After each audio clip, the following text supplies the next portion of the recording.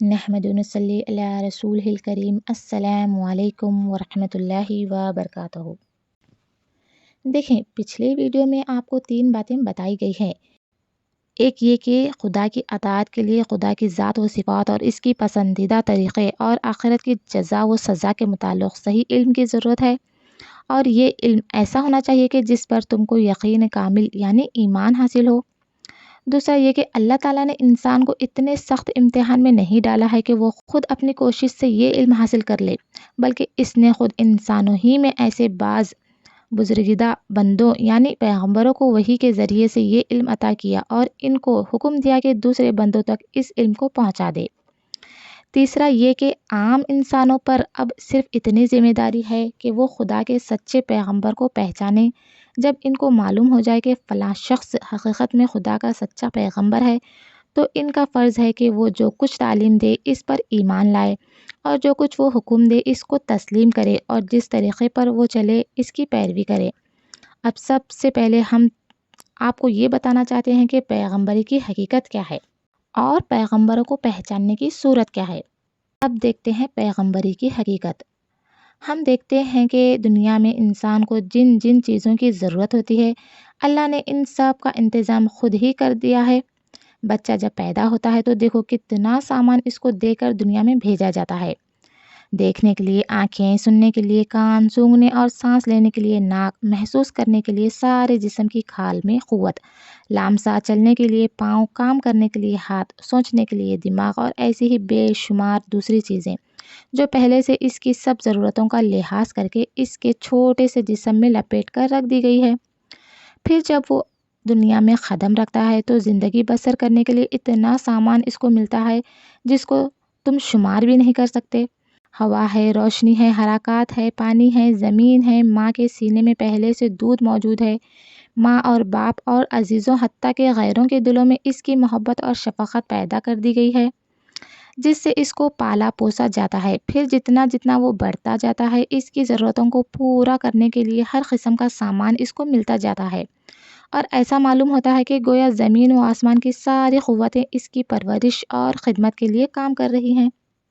اس کے بعد اور آگے بڑھو، دیکھو دنیا میں کام کرنے کے لیے جتنی قابلیتوں کی ضرورت ہے وہ سب انسان کو دی گئی ہیں۔ جسمانی قوت، عقل، سمجھ بوجھ، گویا اور ایسی ہی بہت سی قابلیتیں تھوڑی یا بہت ہر انسان میں موجود ہے، لیکن یہاں اللہ تعالیٰ نے عجیب انتظام کیا ہے، ساری قابلیتیں سب انسانوں کو یکساں نہیں دی۔ اگر ایسا ہوتا تو کوئی کسی کا محتاج نہ ہوتا، نہ کوئی کسی کی پرواہ کرتا۔ اس لیے اللہ نے تمام انسانوں کی مجموعی ضرورت کو لحاظ سے سب قابلیتیں پیدا تو انسانوں ہی میں کی، مگر اس طرح کہ کسی کو ایک قابلیت زیادہ دی اور دوسرے کو دوسری قابلیت کم دی۔ ہم دیکھتے ہیں کہ بعض لوگ جسمانی محنت کی قوتیں دوسروں سے زیادہ لے کر آتے ہیں، بعض لوگوں میں کسی خاص ہنر یا پیشے کی پیدائشی قابلیت ہوتی ہے جس سے دوسرے محروم ہوتے ہیں، اور بعض لوگوں میں ذہانت اور عقل کی قوت دوسروں سے زیادہ ہوتی ہے۔ بعض پیدائشی سپہ سالار ہوتے ہیں، بعض میں حکمرانی کی خاصیت قابلیت ہوتی ہے، بعض تقریر کی غیر معمولی قوت لے کر پیدا ہوتے ہیں۔ کوئی ایسا شخص پیدا ہوتا ہے کہ اس کا دماغ ریاضی میں خوب لڑتا ہے، حتیٰ کہ اس فن کے بڑے بڑے پیچیدہ سوالات اس طرح حل کر دیتا ہے کہ دوسروں کے ذہن وہاں تک پہنچ ہی نہیں سکتے۔ ایک دوسرا شخص ایسا ہوتا ہے جو عجیب عجیب چیزیں ایجاد کرتا ہے اور اس کی ایجادوں کو دیکھ کر دنیا دنگ رہ جاتی ہے۔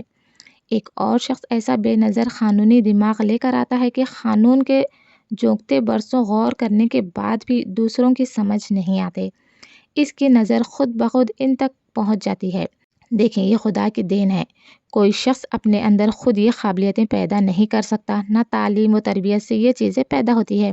دراصل یہ پیدائشی قابلیتیں اور خدا اپنی حکمت سے جس کو یہ قابلیت چاہتا ہے عطا کر دیتا ہے۔ خدا کی اس بخشش پر بھی غور کرو گے تو تم کو معلوم ہوگا کہ انسانی تمدن کے لیے جن قابلیتوں کی ضرورت زیادہ ہوتی ہے وہ زیادہ انسانوں میں پیدا کی جاتی ہے، اور جن کی ضرورت جس قدر کم ہوتی ہے وہ اسی قدر کم آدمیوں میں پیدا کی جاتی ہے۔ دیکھیں، سپاہی بہت پیدا ہوتے ہیں، کسان اور بڑھائی، لوہار اور ایسے ہی دوسرے کاموں کے آدمی کثرت سے پیدا ہوتے ہیں، مگر علمی و دماغی قوتیں رکھنے والے اور سیاست اور سپہ سالاری کی قابلیت رکھنے والے کم پیدا ہوتے ہیں۔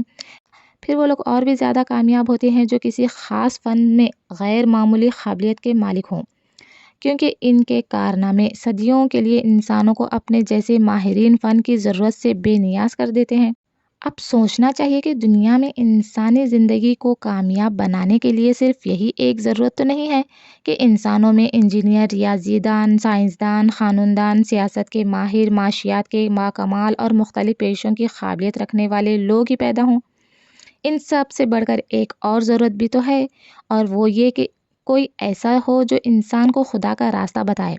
دوسرے لوگ تو صرف یہ بتانے والے ہیں کہ اس دنیا میں انسان کے لیے کیا ہے اور اس کو کس کس طرح برتا جا سکتا ہے، مگر کوئی یہ بتانے والا بھی تو ہونا چاہیے کہ انسان خود کس کے لیے ہے، اور انسان کو دنیا میں یہ سب سامان کس نے دیا ہے، اور اس دینے والے کی مرضی کیا ہے، تاکہ انسان اسی کے مطابق دنیا میں زندگی بسر کر سکے، یقینی اور دائمی کامیابی حاصل کر سکے۔ یہ انسان کی سب سے اور اصلی ضرورت ہے، اور عقل یہ ماننے سے انکار کرتی ہے کہ جس خدا نے ہماری چھوٹی سی چھوٹی ضرورتوں کو پورا کرنے کا انتظام کیا ہے، اس نے ایسی اہم ضرورت کو پورا کرنے سے غفلت برتی ہوگی؟ نہیں، ایسا ہرگز نہیں ہے۔ خدا نے جس طرح ایک ایک ہنر اور ایک ایک علم و فن کی خاص قابلیت رکھنے والے انسان پیدا کیے ہیں، اسی طرح ایسے انسان بھی پیدا کیے ہیں جن میں خود خدا کی پہچاننے کی اعلیٰ قابلیت تھی۔ اس نے ان کو دین اور اخلاق اور شریعت کا علم اپنے پاس سے عطا کیا اور ان کو اس خدمت پر مقرر کیا کہ دوسرے لوگوں کو ان چیزوں کی تعلیم دے۔ یہی وہ لوگ ہیں جن کو ہماری زبان میں نبی یا رسول یا پیغمبر کہا جاتا ہے۔